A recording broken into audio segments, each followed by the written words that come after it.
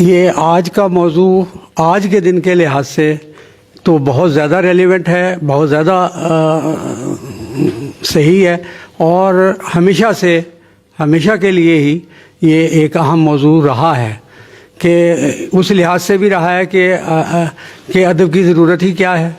ادب کی ضرورت تو جمالیاتی تسکین بھی ہے، ادب کی ضرورت روحانی تسکین کی بھی ہے، لیکن ادب کی ضرورت ایک معاشرتی ضرورت بھی ہے۔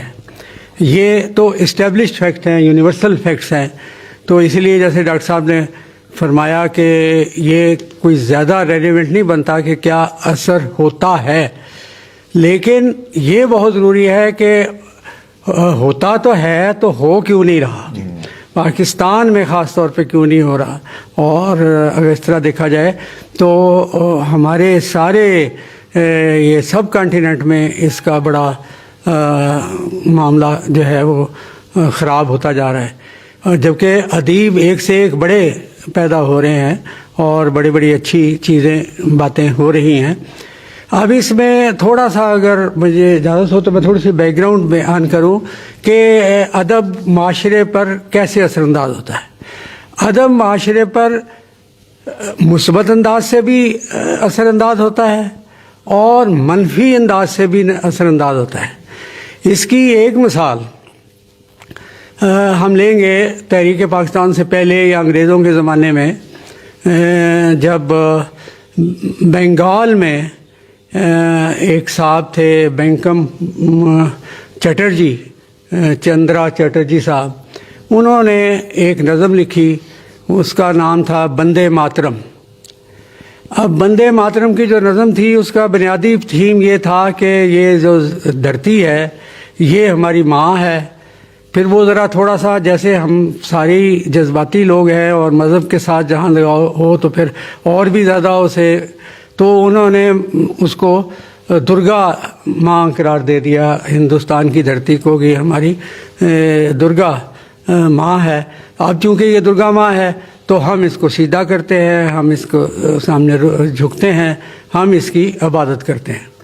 لیکن یہ انہوں نے 1880 میں لکھا تھا، اور اس کا کوئی بہت زیادہ نوٹس شاید معاشرتی طور پہ یا سیاسی طور پہ نہیں لیا گیا۔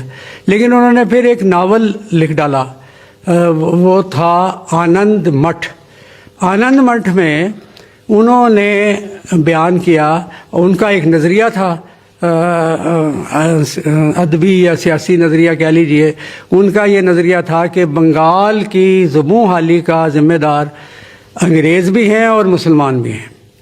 تو انگریزوں کے خلاف تحریک تو ضرور چلنی چاہیے، لیکن مسلمانوں کو بھی یہاں سے نکالنا چاہیے، کیونکہ انہوں نے ہماری جو ہے درگا ماں کی توہین کر دی ہے۔ انہیں جب تک ہم یہاں سے مار کے نہیں نکالیں گے اس وقت تک یہ پوتر نہیں ہوگی، یہ پاک نہیں ہوگی۔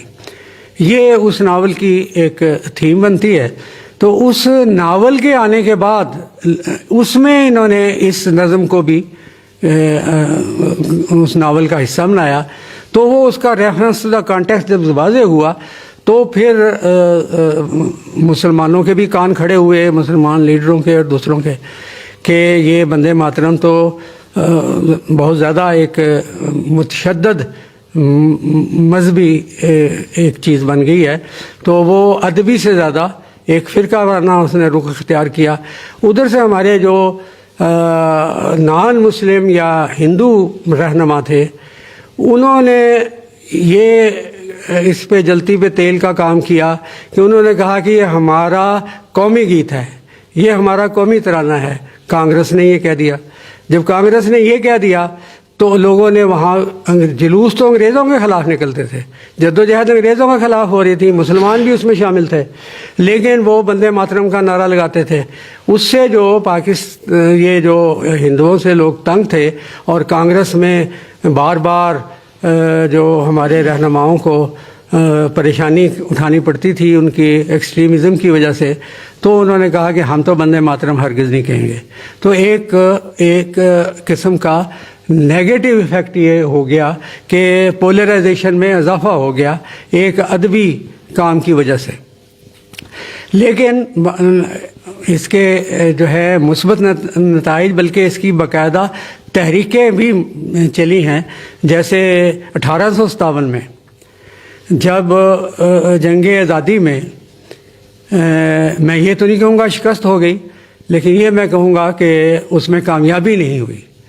جب اس میں کامیابی نہیں ہوئی اور انگریزوں نے اس کے بعد ظلم و ستم کی انتہا کر دی اور اپنی ساری تہذیب اور تمدن کو سب کو ایک طرف لپیٹ کے رکھا، تو اس وقت ہماری جو صحافت تھی یا ادبی صحافت تھی وہ سامنے آئی. اس سے پہلے بھی جو ہے ہمارے اخبارات اس پہ کام کر رہے تھے انگریزی سامراج کے خلاف. تو مولانا محمد باقر صاحب شہید، وہ بہت بڑے عالم تھے، شیعہ عالم تھے، سنیوں میں اور سب میں مسلمانوں میں ان کی عزت تھی. وہ ایک اخبار نکالتے تھے. تو انگریزوں نے انہیں ایک توپ کے دھانے پہ رکھ کے اور انہیں جسے کہتے ہیں نا توپ کا دم کرنا، ان کے پرخشے اڑا دیے. تو اتنی جب ہوئی تو ظاہر ہے کہ منافرت بھی اسی طرح سے پھیلی سب میں. اور یہ ایک ستم ظریفی ہے الگ سے کہ جو سامراجیت کا ایک اثر آتا ہے کہ انہی کے بیٹے مولانا محمد حسین آزاد، جن کا اردو ادب میں بہت بڑا مقام ہے، وہ وہاں سے اس وقت تو مفرور ہو گئے اور بعد میں آ کے انہوں نے جو اپنے والد کا حریت پسندی کا طریقہ کار تھا اس کو تھوڑا ایک طرف رکھا اور ادبی یا افراریت قسم کی. پھر سر سید احمد خان سامنے آئے. اور سر سید احمد خان جو ہیں وہ ایسے وقت میں سامنے آئے جب ہر طرف مار پٹائی اور امید کی کوئی کرن باقی نہیں رہ گئی تھی. اور سر سید احمد خان سے میں ذاتی طور پہ کئی چیزوں پہ، جیسے بڑے لوگوں سے ہوتا ہے، لوگ فلاسفر تو ان سے بھی اختلاف رکھتے ہیں، ان کی کئی نظریات سے باتوں سے میں اختلاف رکھتا ہوں، لیکن یہ ایک بڑی بات ہے کہ انہوں نے مسلمانوں میں ایک علم کی تحریک چلائی، ایک ادب کی تحریک چلائی، ایک سائنس کی تحریک چلائی. اور پھر ان کے شاگردوں نے، ان کے ساتھیوں نے، ان کے قبیل کے لوگوں نے اس کے اندر کام جو ہے وہ متواتر وہ کرتے رہے. تو سر سید کے بعد ہم مولانا حالی کا نام لیتے ہیں، جنہوں نے باقاعدہ ایک مقصدیت کی تحریک چلائی. پھر ڈپٹی نذیر احمد صاحب، جو کہ انگریزوں کے ملازم تھے، ایک ڈپٹی کمشنر تھے یا ڈپٹی کلیکٹر اس وقت کہتے تھے شاید ان کو، انہوں نے ناول کے ذریعے، اور یہ میرا خیال ہے کہ ذاتی خیال ہے جو کہ آج کل ویسٹرن ناولز کو بھی دیکھ کے معلوم ہوتا ہے کہ لوگوں میں زیادہ دیر پا اثر جو ہے وہ ناول کر سکتا ہے، کیونکہ وہ ایک ڈیٹیل میں چیز کو جا کے سمجھا دیتا ہے. بہرحال انہوں نے بڑی تعلیم کی. ادھر سے مولانا عبد الحلیم شرر، اب انہیں مولانا تو ہم کہتے ہیں، نام ان کا شرر تھا، مگر انہوں نے بہت عمدہ کام کیا. اب ایک ویسٹرن لٹریچر پروڈیوس ہو رہا تھا جس میں جو ہماری یہ صلیبی جنگیں ہیں، صلیبی جنگوں کے جو ویسٹرن ہیروز تھے ان کو پروموٹ کر رہے تھے وہ ناولوں میں.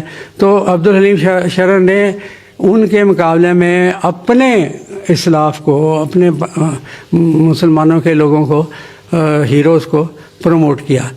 پھر آگے چلتے رہے ہم تو مولانا محمد علی جوہر صاحب، وہ اب اس طرح کے تھے. تو مولانا محمد علی یعنی وہ ادیب بھی تھے اور سیاستدان بھی تھے. مولانا محمد علی جوہر کے ساتھ، اور انہوں نے انگریزی دان طبقے کو بھی متاثر کیا اور اردو دان طبقے کو بھی متاثر کیا اور ہندی والوں کو بھی کافی حد تک متاثر کیا.